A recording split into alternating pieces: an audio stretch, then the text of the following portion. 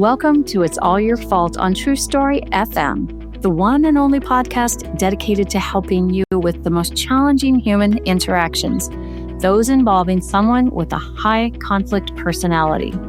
I'm Megan Hunter, and I'm here with my co-host, Bill Eddy. Hi, everybody. We are the co-founders of the High Conflict Institute and ConflictInfluencer.com, where we focus on training, consulting, coaching, programs, classes, all kinds of things, whether it's for you in your professional life or in your personal life.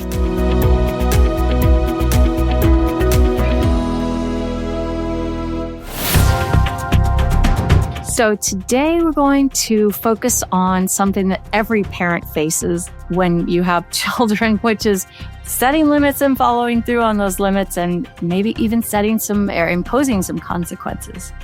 Kids need limits, and they can really test us. If you're a parent, you know this. If you're in the workplace or, just about any place in life, and you find that it's hard to set limits yourself, it's probably going to be really tricky for you in parenting. So listen in today and we'll all learn together. So Bill, we are so excited about your new book that's coming out here in about a month called SLIC Solutions for Conflict, Setting Limits and Imposing Consequences in 2.5 Steps. So we're going to apply that method to parenting today. First of all, why don't you just give a brief background or introduction, I guess, about the book? Yeah, so one of the things in dealing with conflict that just keeps coming up for me is that parents, professionals, people in everyday life are really not following the limits that are set by society and each other, and that we really need to strengthen our skills at setting limits and imposing consequences.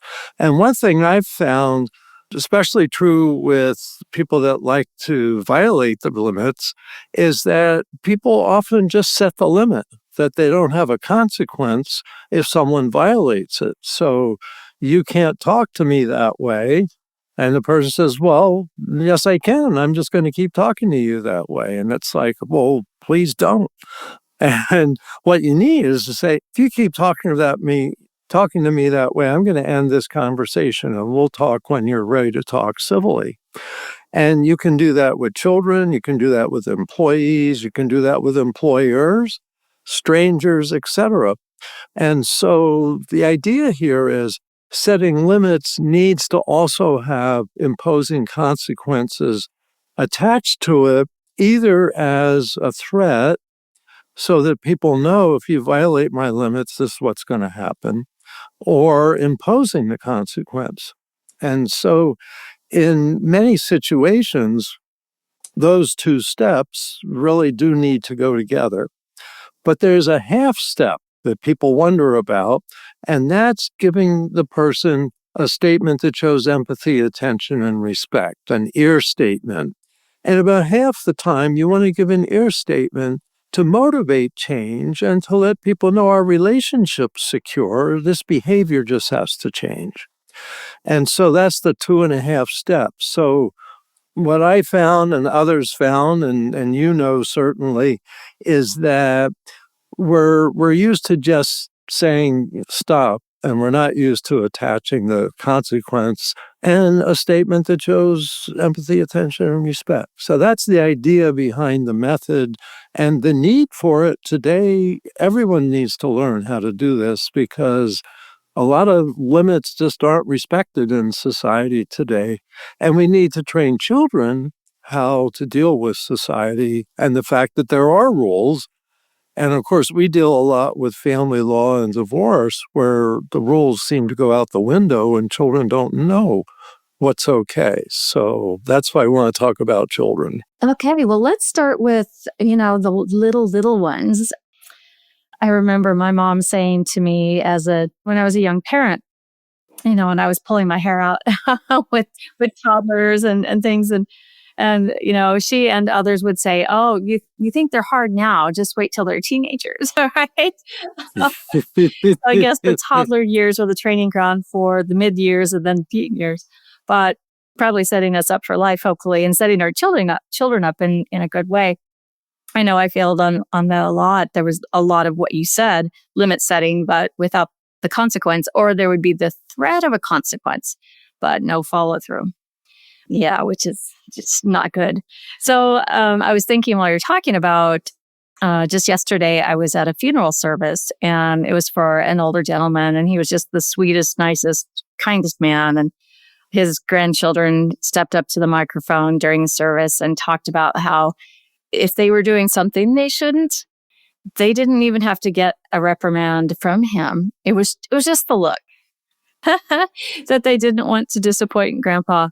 And I thought, wouldn't it be so nice if we could all just get a look and problem solved? But as we know, it's not the case. So let's say, for some parents, it's they have it in the bag. They know how to set limits. They know how to impose consequences. For others, maybe with a more challenging child, toddler, 4-year-old, 3-year-old, who throws fits, or let's say this is a child who sort of intentionally hurts a sibling. And maybe when mom and dad aren't looking, pushes the sibling or does something kind of naughty. How do you set a limit or impose a consequence on that? Well, let me first say my background, my perspective comes from several places. One's being a child and family therapist for a dozen years. Also being a kindergarten teacher for 4 years, so I got the 5-year-olds. Also being director of a child development center for a university, starting basically with 2.5-year-olds going up to 6. That was Seattle University. I lived in Seattle for 3 years, and that was a lot of fun. So I've worked with this age group a lot, and what's interesting is so much of it is about really redirecting behavior. Often parents think of being rigid. If I'm firm enough with my limit, they'll of course follow it, which of course they won't because they're having a hard time controlling their bodies. And what's interesting, 2, 3, 4-year-olds, is their ability to manage their muscles is just kind of coming online. And so they don't know what to do with this, but what gets their attention is the consequence. And consequences don't have to all be negative. That's one of the things we talk about in the book is that consequences can be positive. So, Johnny, you need to put down that block. It's not okay to hit your sister with the block. We build things with the blocks. So let's look at what you can build here. And so you may be, with a 2-year-old, just redirecting their energy because they're still learning self-control. And so punishment or timeout may be really not what they need at that age. Then 3, and here's an interesting fact that I didn't know for years and years. Do you know the most violent age in the human lifespan? Is age 3. It's age 3 because the child has all this energy, these muscles that are coming online, all this can-do stuff, and their body doesn't yet know you can't do some of what you feel like doing.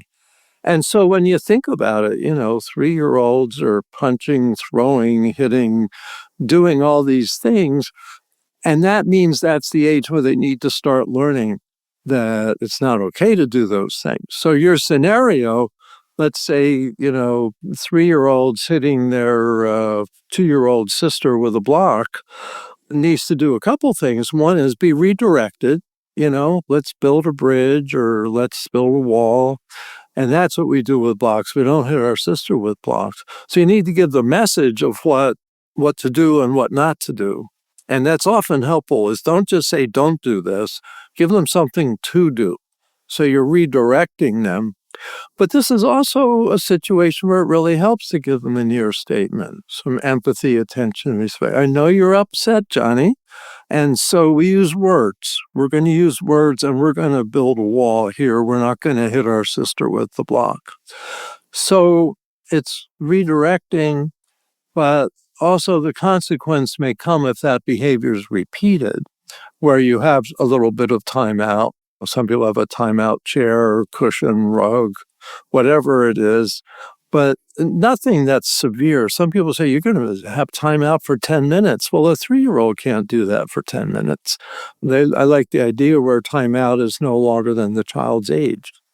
But get them thinking, because you want to start thinking. We use words when we're angry. And I see you're angry, Johnny, and I can understand that.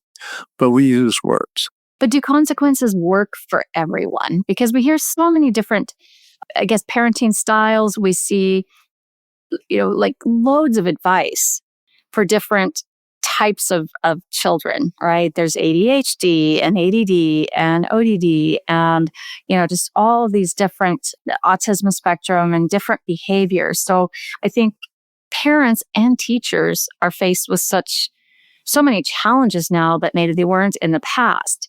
And, I grew up with, and I think you probably grew up with, consequences. And all kids needed consequences. And I still believe all kids need consequences. But I've heard some people say consequences don't work on every child. Well, I believe that it's what is the consequence, because consequences do work on all humans, all children. I mean, you can stop somebody from doing something by putting them in a room where they can't do it. I worked in a psychiatric hospital for 3 years where we had basically a padded wall room where you had a big timeout and you go in that room, you can punch the walls, scream, do whatever you want, but you're not going to hurt the other kids.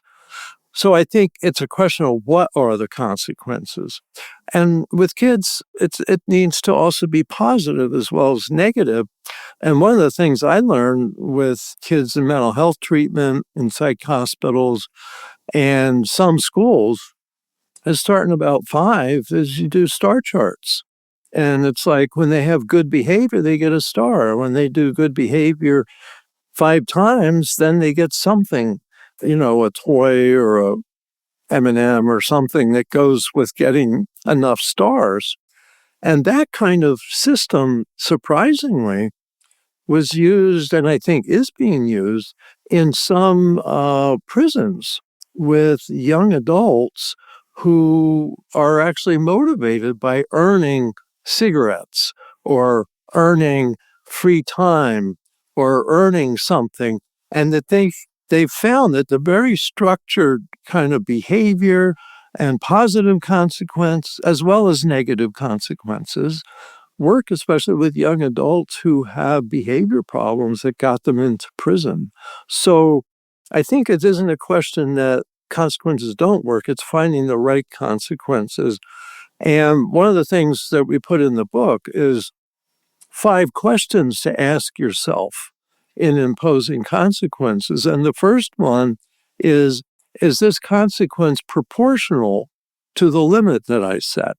So let's say a parent says to a teen, you're coming, you've been coming in late after curfew on the weekend, so I'm going to take your cell phone away for 24 hours. And that may be a realistic, proportional thing.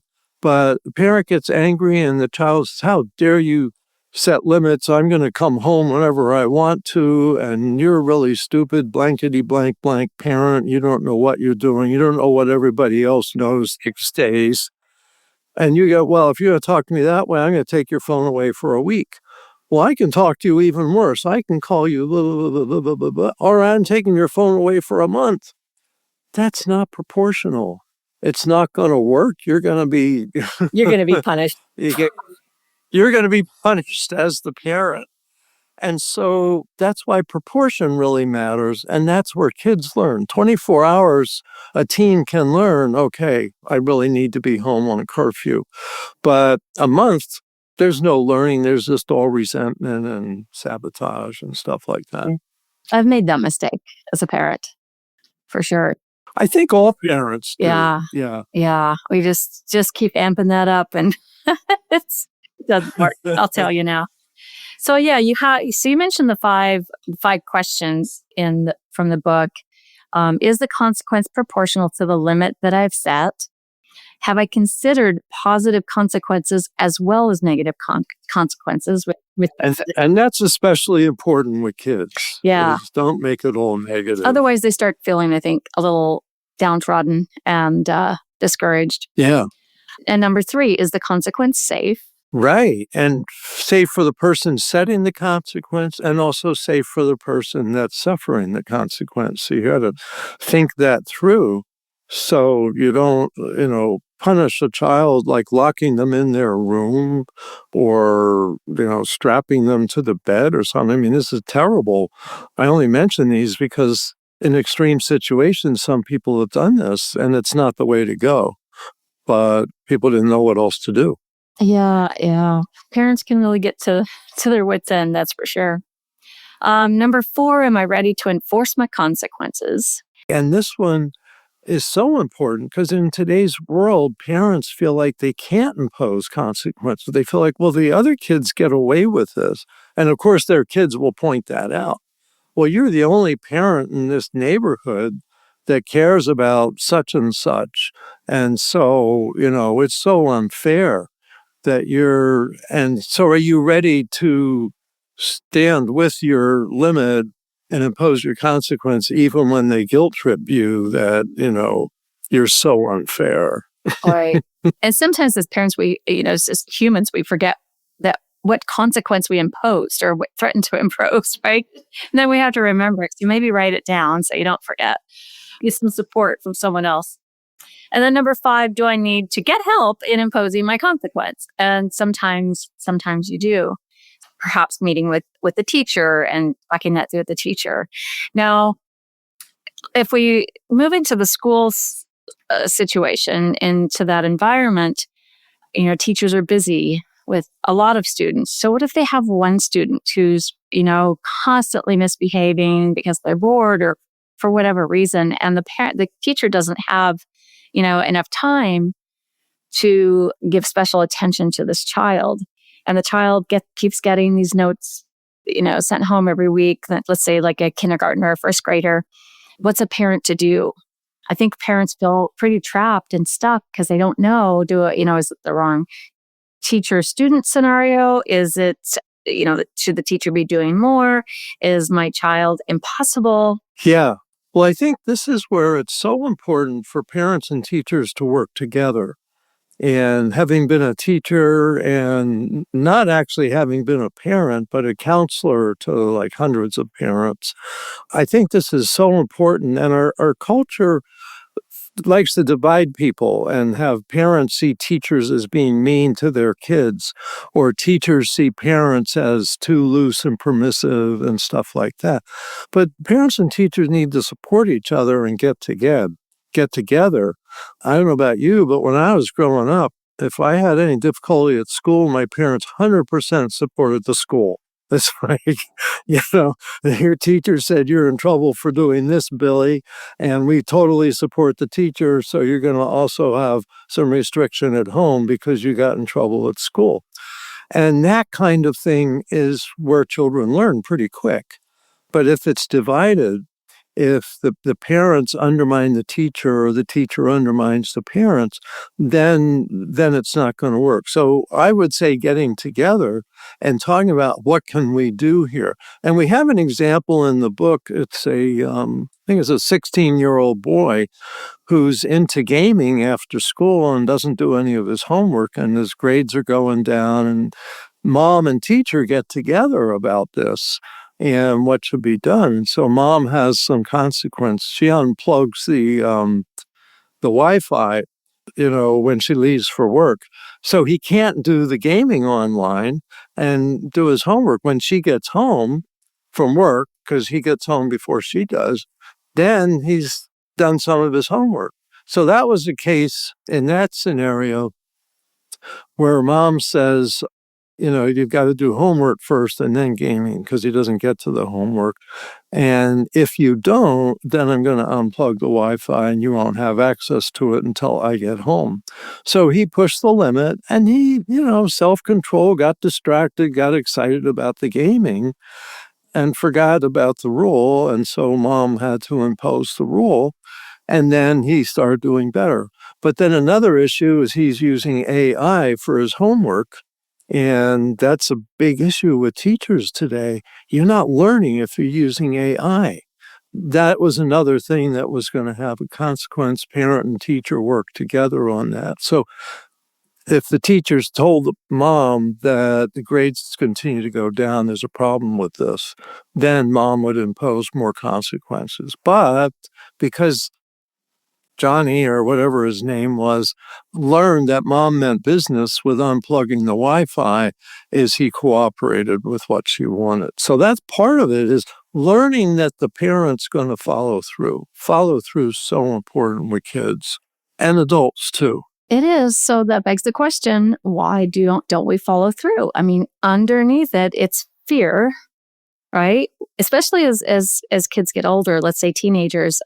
Even in an intact household where the parents are still married, or let's say a single parent household where the other parent isn't involved and the child's always been raised by this one parent, there can be a great deal of fear that our child's going to reject us, is going to run away, is going to go online and meet someone. I mean, there's a lot of fear that drives this, and for good reason these days. So, how can a parent overcome that fear of setting a limit? And we'll talk about the divorce scenario next and co-parenting, but even in an intact household, how do you overcome that? Yeah, I think it's parents supporting each other and also who your children are around. So if parents have kind of a community of activities, so you have the school, you have some activities, sports that the child may be involved in, music activities. Do you do them at home or do you do them at some stranger's house and saying, you've got to do this in our house. You can get together with your friends, but you need to do it at our house. Those kinds of things is got to be a sense of support. And that's like the question number 5, do I need help with this? That parents need to support each other, teachers support each other to set limits in today's world. And one of the big really positive thing that's been happening, I think, is a lot of high schools now take the cell phones away at the beginning of the day, put them in a pouch in a special place, and then the kids pick them up at the end of the day. And that's a place where there's really a unified effort to set limits, and that it's working, because all the kids can't have their cell phone all day. And kids are saying that they appreciate it because they don't have the willpower yet to deny themselves, I got to look here. Yeah, most of us don't, even adults. And yes, adults right. Too. Yeah, so I think it's tricky, right, as a parent, because we know what's out there in the world, and we don't want our kids to leave our homes and be exposed to things that we then have zero control over. So we kind of weigh things out. We go, okay, well, I guess I can lessen the limit, reduce the limits, and not impose consequences in order to keep my child in my home instead of running, sneaking out at night or, going towards drugs or something. And I think that drives so much of this. And unfortunately, then things get out of balance. Well, I think it's you got to start early. And that's why, it's interesting. When I ran the Child Development Center for Seattle University, occasionally we had kids with difficulties at 3, 4, and 5. And typically they had parents who either were super permissive or overwhelmed. And, I remember one woman, single mother, had a 3-year-old, 4-year-old, and 5-year-old. And she was overwhelmed. She was working full time. She'd come drop the kids off in the morning. Helping set limits and helping her set limits and support our limits and us supporting her was so important. So you really have to start at 3, I think, that you can't let kids get away with stuff. When they're 5 years old, they're punching the other kids, they're throwing things, they're swearing at the teachers. You can't have that. You got to start teaching that at 3, right when they're learning how far can I go. And I've seen parents laugh at their kids breaking all kinds of rules because it's cute and it's funny. That doesn't help. you need to start being consistent. So by the time that they're 12 and 13, they're so used to knowing what the rules are and how to follow them that when they break the rules, they're breaking tiny rules and they're not going to devastate their future and they're not going to run away from home and get in trouble with the police. So all kids are going to break some rules, but you want them used to big rules that you don't break, and also good communication with them. That there's a problem, let's talk about it. All well and good for those with a 3-year-old. Now let's shift to the 16-year-old who is, has been in, let's say, psychiatric hospitals a couple of times. Lots of bad behavior, lots of suicide threats. So you have now this whole extra layer, which, is a reality for a lot of parents. The child might be sneaking out at night, maybe running away, is talking to much older people online. They're getting involved in lots of things. And so you have that weighing on you. And now let's add into it, it's a divorce situation and there's co-parents and then new step-parents involved as well. And misbehaviors start happening with the 16-year-old. At one household behaving okay, and the other household stealing money, stealing things. And, then when the 16-year-old gets in trouble for it and gets caught, is then threatening suicide. Now you have parents who feel like their hands are tied because they don't want to, do anything that's going to put this child over the edge and do the unimaginable and the worst thing. And now it'll be, it's terrible, right? So setting limits in those circumstances, what do we do? I think, again, you've got to work together. And I know from doing a lot of divorce mediation that getting parents together with their new co-parent, with their new mate, after divorce has sometimes been very important and effective, so that you've got a child like that. The parents need to be on the same page about child behavior. They don't have to have exactly the same rules, but the message has to be at dad's house and with your new stepmom, you have to follow their rules. And at mom's house and new stepdad, you have to follow their rules. That we're going to support, even if their rules are more strict than ours or looser than ours, we're still going to support them. You can't come and get us to help you violate the other parent's rules. So you really need to collaborate on that. And what we've seen, and it's sad, I've had cases now as a consultant where there's kids 11 and 12 who are suicidal. And it's because the parents are in so much conflict. It's always the parents are not on the same page. They're so opposed to each other and trying to get advantages by being, let's say, the loose, happy, fun parent versus the boring, responsible parent. That you've got to get people on the same page because you're dividing a child against themselves.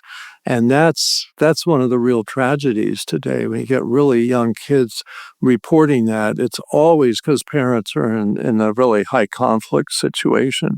Yeah. So how do you get that other parent on the same page? I mean, it's better than anyone, someone with a high conflict personality isn't going to want to be on the same page to help this child. And so let's say you have, a dad and a new wife, right? The stepmom, and they're doing everything they can, but not getting support from the other household, even though asking for it and doing everything they can, whether it's through individual conversations or even through the court or through a parenting coordinator, but they just can't get that. So then in that situation, what's a parent to do? You just keep setting the limits and imposing the consequences and just do your best. See, this is where family court plays a role, and family court judges. And I know as a mediator, I always say, try to mediate your case.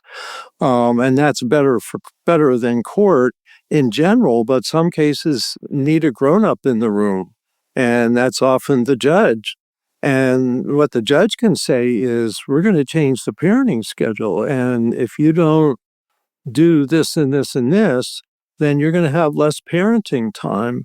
What's interesting, we have an example in the book of a judge telling a dad in this case, you're getting your daughter to school late, you've got to correct that, or I'm going to have to take away some of your weekday overnights because you're just, your child's not learning responsibility, follow the rules, and they're standing out at school. They're missing like every other day they're coming into the building late.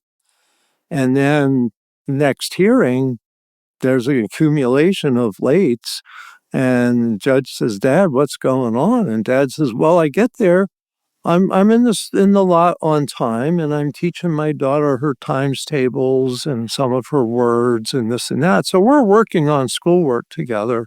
But when she goes in, usually the school's already started. But, I'll try to do better, Your Honor. And Your Honor says, I said to you like 3 months ago, try to do better. And here you are again with this problem. So I'm going to change the schedule. You're going to mostly have the weekend time, but weekday nights just seem like they're not something you're able to handle. And I gave you a chance to find out, and you've demonstrated that you can't change. So I'm helping things change. So that kind of thing a judge can help with. Now, we see sometimes more and more, actually, where a child's resisting contact with one of the parents, and they may be doing something poorly, and the schedule needs to change, or the other parent may be bad-mouthing that parent and interfering with their contact, and so that needs to change. So courts can change the schedule, and sometimes that's the consequence in these high-conflict divorce cases. Yeah, no easy solutions, but I think parents need to, just continue to set limits, impose consequences, use ear half the time, and just keep moving on. So, well, good, Bill. I know we've talked about parenting in the past, but I think it's so important, and really driving home that message that this has to be instilled early on when kids are 3 years old. And so they learn it for life. Most important thing of all. So thank you, Bill. I think it's just such an appropriate topic for you to talk about as a former kindergarten teacher. And for me, having been the mom of 3 little ones, I had a fair bit of experience. You had the hands-on experience there. Hands-on, failing and succeeding a little bit here and there. So learning lessons all along the way. But we're going to wrap this one up, and we'll put links in the show notes to the new book. And it's called SLIC Solutions for Conflict, which you can get on Amazon. You can get it anywhere books are sold. We're doing pre-orders right now, which is really, really important in the book world, pre-sales. So get it now. It'll also be available as an ebook soon. So be watching for that. And we are grateful that you are listening to our podcast, and we'll look forward to seeing you next time. If you're looking for training or consultation, coaching, online courses, anything like that, we are here when it comes to high conflict. So visit us at highconflictinstitute.com or conflictinfluencer.com, regardless of whether you want this in your professional life or personal life.